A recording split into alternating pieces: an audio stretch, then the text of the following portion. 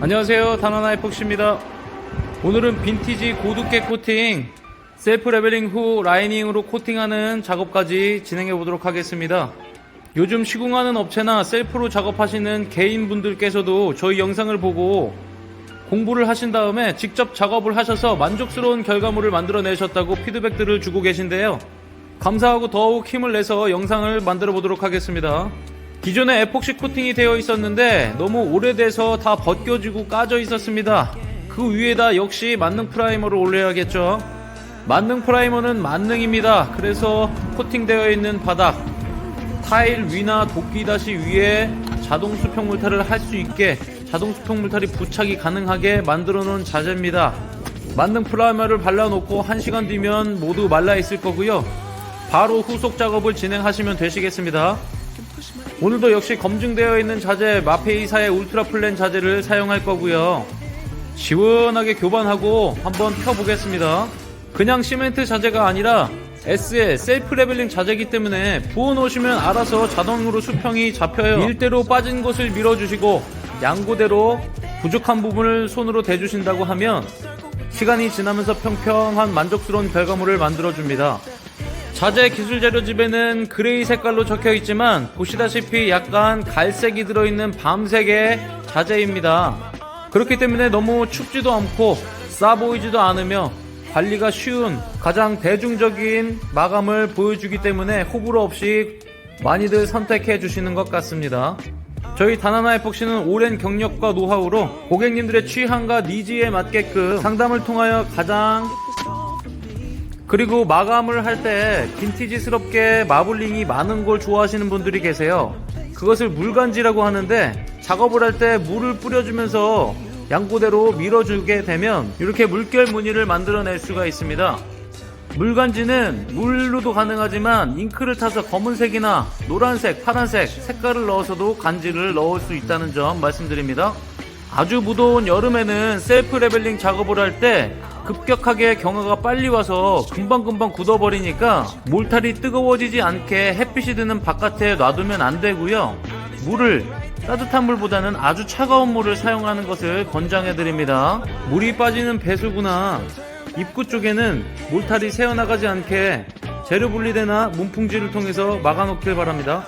비가 오는 날은 당연히 문을 닫아 놓으셔야 하겠지만 습기가 차면 결로 현상 때문에 바닥에 물자국을 남길 수 있으니 창문을 살짝 열어 놓으시길 바랍니다. 퀄리티 높은 시공의 마감은 작업자의 꼼꼼함에 달려 있습니다. 첫날 셀프 레벨링 작업은 여기까지고요. 12시간 이상 양생을 충분히 시키고 코팅을 해보도록 하겠습니다. 반장님 오늘도 고생하셨습니다.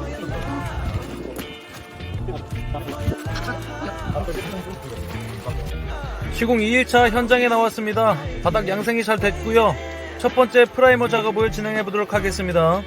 라이닝을 올리기 전 바닥에 프라이머 작업을 해야 하는데 프라이머는 유성 프라이머를 할 수도 있고요. 저희처럼 수성 프라이머를 작업할 수도 있습니다.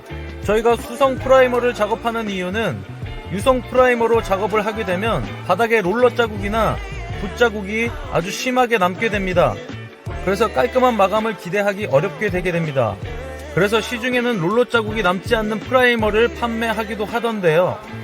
저희는 마페이사의 2000K 프라이머에 물 비율을 잘 맞춰서 롤러 자국이 나지 않게 비율을 잘 맞춰 놓았습니다. 그 비율은 물 1.5대 용액 1입니다. 그리고 그 상태 그대로 롤러질을 하게 되면 거품 때문에 표면이 깔끔하지 않아요. 그래서 소포제를 두세 방울 떨어뜨린 다음 잘 섞어주세요.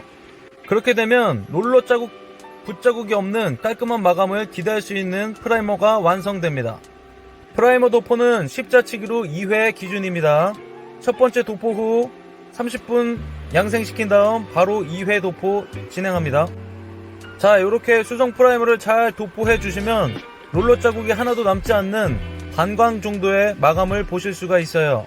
배풍기를 틀어놓고 1시간 정도 지나면 라이닝을 올릴 수 있는 최적의 상태가 완성됩니다. 프라이머를 하는 이유는 무엇일까요? 라이닝과의 부착력을 높이기 위함도 있지만 기포가 나지 않기 위해서 바닥이 숨을 쉬지 못하도록 한번 코팅을 해주는 역할을 하게 되는 겁니다. 노루표 라이닝 자재를 사용하겠습니다. 먼저 뚜껑을 다 개봉해 주시기 바랍니다. 라이닝은 한 말당 2.5평을 시공할 수 있도록 하라고 기술자료집에 기재되어 있죠. 그럼 그렇게 하셔야 됩니다. 한 평당 2.5평을 시공을 하면 2mm 정도가 올라오게 되고요. 너무 자재를 아끼려고 당겨서 작업을 하게 되시면 라이닝 특유의 높은 내구성을 기대하기 어렵게 됩니다. 지게차가 다닐 수 있고 헬스장에서도 시공이 가능한 라이닝 시공은 내구성이 가장 중요합니다. 주재와 경화제를 섞기 전에 라이닝 통에 신나, 에폭시 신나를 한 컵씩 부어 놓으셔야 기포가 나지 않습니다. 교반은 4분 이상 하셔야 되고, 교반이 완성되면 그대로 두지 마시고 바닥에 부어 놓으셔야 경화가 돼서 굳어버리는 것을 예방하실 수가 있습니다. 이 꿀 점도의 투명한 라이닝에 펄을 집어넣어서 교반하셔서 부으면 그게 컬러 에폭시가 되는 것이고요. 지금처럼 투명한 용액을 그냥 부어서 당겨주시면 빈티지한 바닥이 그대로 보이는 빈티지 라이닝 시공이 완성되는 것입니다.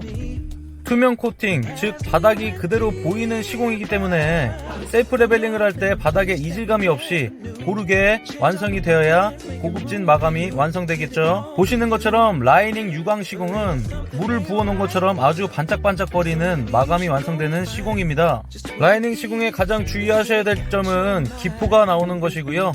그래서 신나를 한 컵씩 부어놓고 나오실 때 에폭시 신나 스프레이로 뿌려주시는 것을 추천드립니다.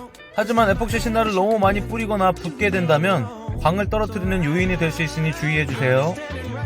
통상 24시간이 지나면 양생이 완성되고요.